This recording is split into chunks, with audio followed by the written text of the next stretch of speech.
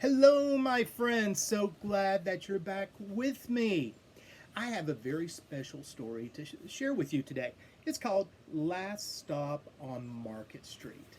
It's a story about a young boy, CJ, who is going out with his Nana right after church on a Sunday and how he looks at the world. There's a word that I want you to think about. It's called perspective. It's how we look at things. Do you know that usually there's always two ways of looking at something? Have you ever watched a TV show and thought it was wonderful and then looked to your friend who saw the same TV show and said, "What did you think?" And he hated it? Well, was it a different TV show? Was it a different type of movie? No, it was the same thing. We each have a different point of view. There are some people who look at things negatively. It's always sad, it's always dreary. Others look at them positively. How do you think you look at things? Well, hopefully, after our story of Last Stop on Market Street, you're going to look at things differently. Let's start the story.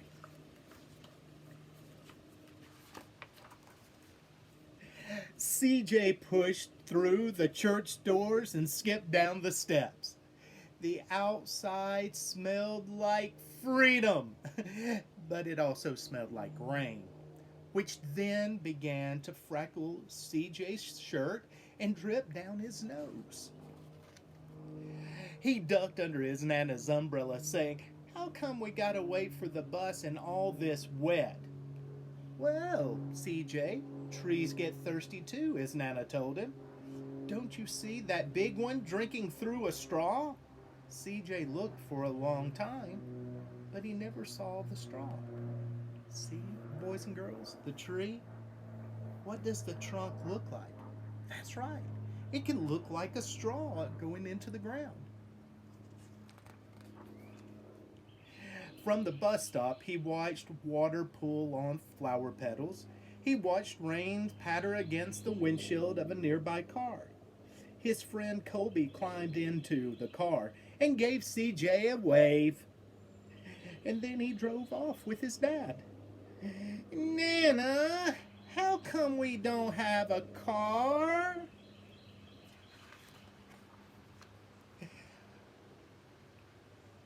"Son, what do we need a car for?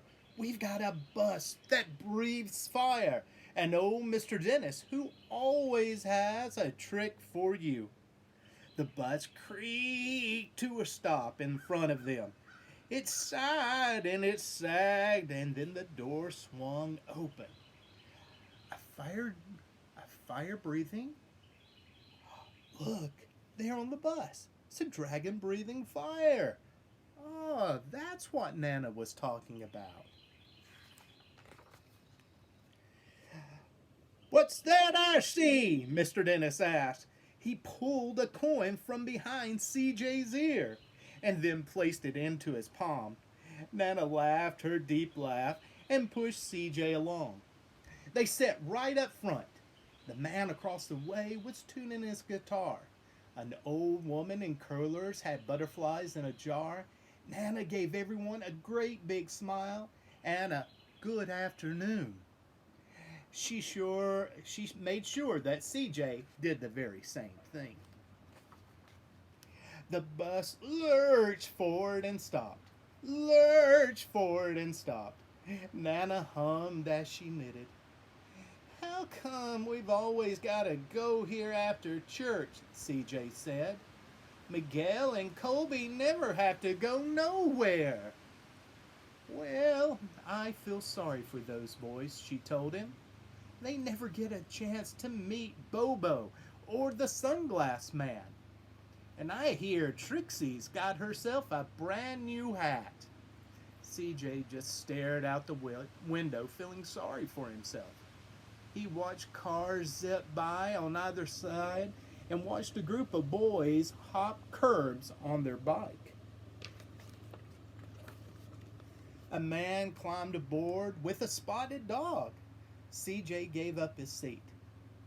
"How come that man can't see?" "Son, What do you know about seeing? Nana told him. Some people watch the world with their ears. That's a fact. Their noses, too, the man said, sniffing at the air. That's a mighty fine perfume you're wearing today, madam. Nana squeezed the man's hand and laughed her deep laugh.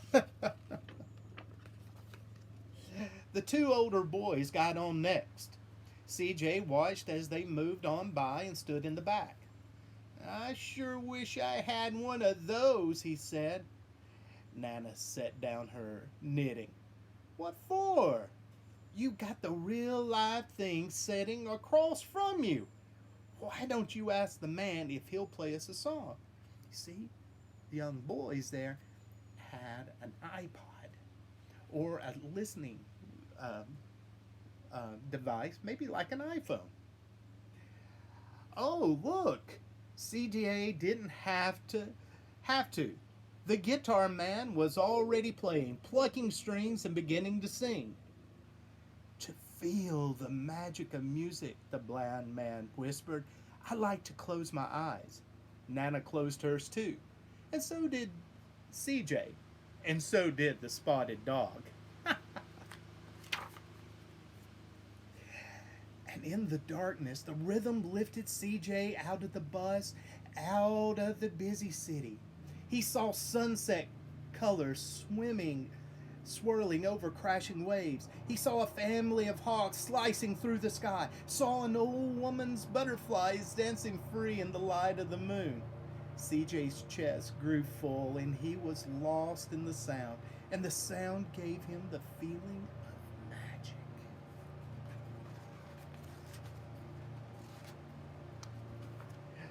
The song ended and CJ opened his eyes. Everyone on the bus clapped, even the boys in the back. Nana glanced at the coin in CJ's palm. CJ dropped it in the man's hat. Let's stop on Market Street, Mr. Dennis called. CJ looked around as he stepped off the bus. Crumbling sidewalks and broken down doors, graffiti tagged windows, and boarded up stores. He reached for his Nana's hand. How come it's always so dirty over here? She smiled and she pointed to the sky.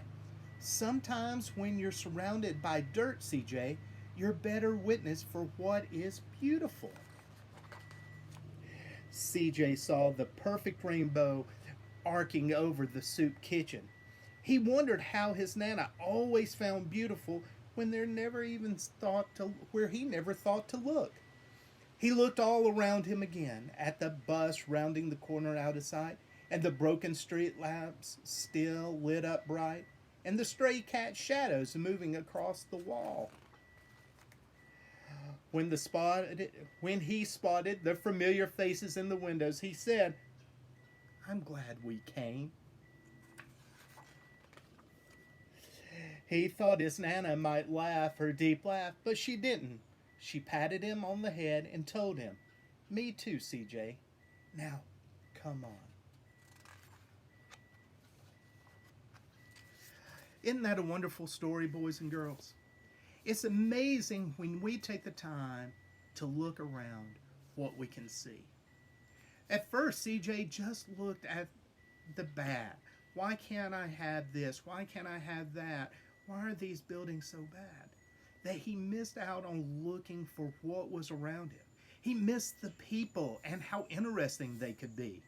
While wishing for an iPod or an iPhone, he missed the strumming of the music. But when he allowed himself the time, he let himself fall into what was beautiful music. When he was looking at broken windows and graffiti buildings, he was missing a beautiful rainbow. And at the very end, when he didn't want to come, he realized he was missing helping so many others. Well, I hope you can look at the positive things today. There's a lot of negative going on while we're out of school. But can you find some positives? What a wonderful conversation to have today with your parents. Try to find 5 positive things today that you might think was negative or bad. And let's do our best to pull those things together. Have a wonderful day, boys and girls, and I will see you tomorrow.